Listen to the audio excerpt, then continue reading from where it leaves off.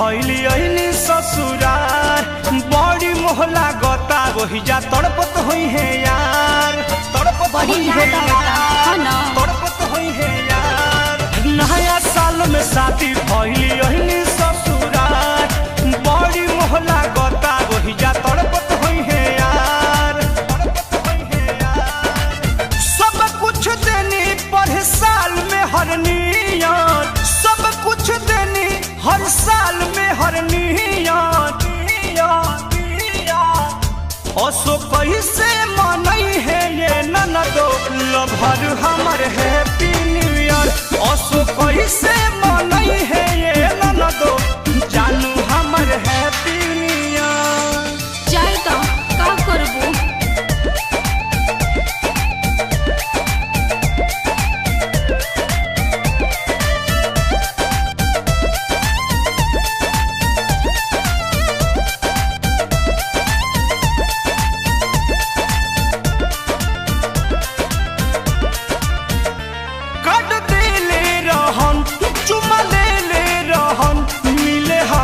से आइली अकेले रहन आगे दादा आगे का भइलो आगे का भइल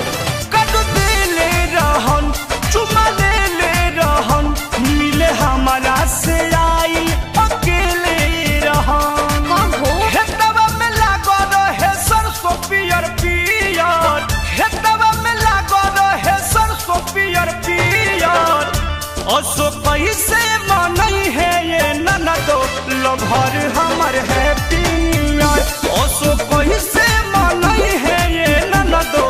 जानू हमर हैप्पी न्यू ईयर।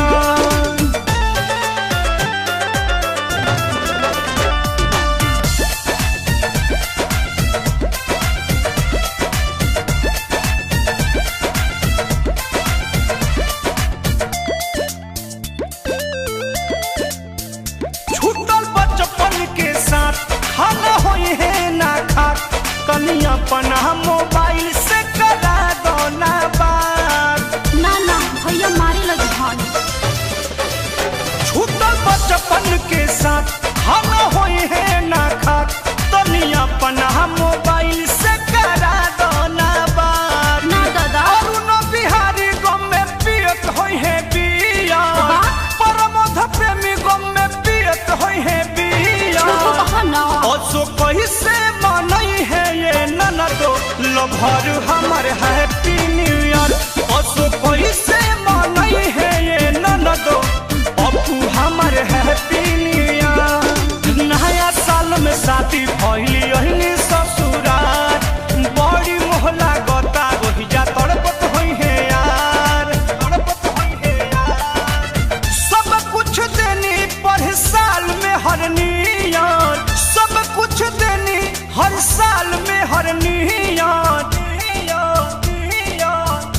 असो कैसे मनई है ये ननदो लभर हमर हैप्पी न्यू ईयर असो कैसे मनई है ये ननदो जानू हमर हैप्पी न्यू ईयर। इतना मन बात एजे बुला लो।